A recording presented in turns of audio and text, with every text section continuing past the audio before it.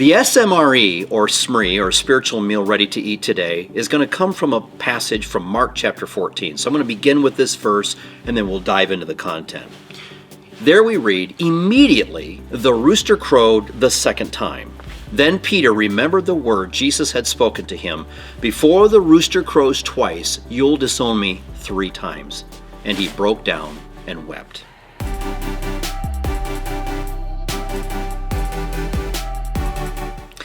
My heart bleeds for Peter.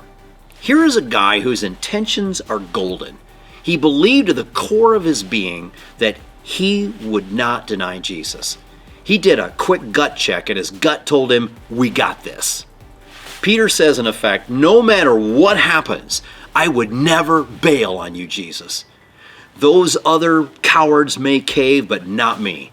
I am courageous. I am a courageous leader. I will stand my ground no matter what." And then the unthinkable happens. Jesus' predictions unfold exactly as he foretold. The Sanhedrin sent a group of men armed to the teeth with weapons and torches to the Garden of Gethsemane to arrest Jesus.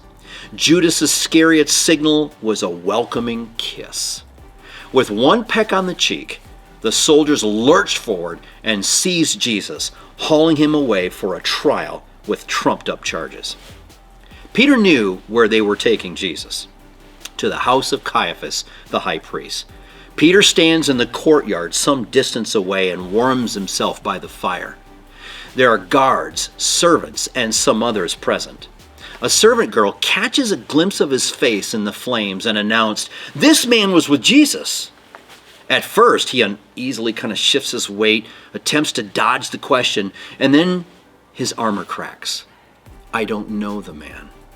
He flatly denied his master before he even realized the words had escaped his mouth. A little time passes, and he thinks he is in the clear when another servant girl by the gate challenges him a second time. "You are one of them."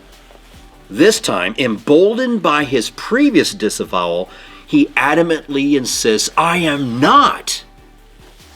It isn't much longer before someone notices his accent and knows that Jesus and his followers hail from Nazareth in Galilee. I wonder if in that period of time, was Peter aware what was happening? Did he realize he already took 2 swings at the plate and that he was 1 pitch away from a strikeout? Regardless, we know what happened next. When confronted, his conviction is tried and found wanting. In the heat of the moment, he does what most of us do. He runs. His once stalwart conviction crumbles with each denial. He now fortifies his renunciation of the Messiah by calling curses down on himself. And then that dreaded rooster crows.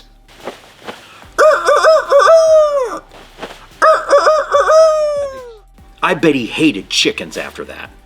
That rooster crowed a piercing reminder that he would disown Jesus 3 times. How painful. Now with the prediction fulfilled, he pulls himself away. He is overcome by sorrow, and he finds a place to weep. He now sees through tear-stained eyes that he isn't the immovable rock he thought he was. His very name, Peter, means rock. But in moments like these, he feels smaller than a pebble. He wanted to distinguish himself from the other weak ones, only to find that he himself was just as weak. Can you weep with Peter? I do. I long to be that man who sets the bar of conviction high and stands firm in the face of societal opposition. I want to be the guy who believes what Jesus said and did, even if it will cost me. Doesn't Peter represent all we want to be but fail to attain? In Peter is both our dream and our nightmare. In him is flawed humanity, superficial, whimsical, and afraid. And yet in Peter is also our hope. Peter learns from this bitter lesson. Somewhere along his journey with Jesus, his soft faith began to firm up. The cement of his conviction cured into something solid, from which he became the unwavering spokesman that launched the New Testament church in the book of Acts. His allegiance to Jesus would later be tested, but this time he refused to recant his faith, and he became a martyr for the cause of Christ. Our jaunt with Jesus is not so dissimilar.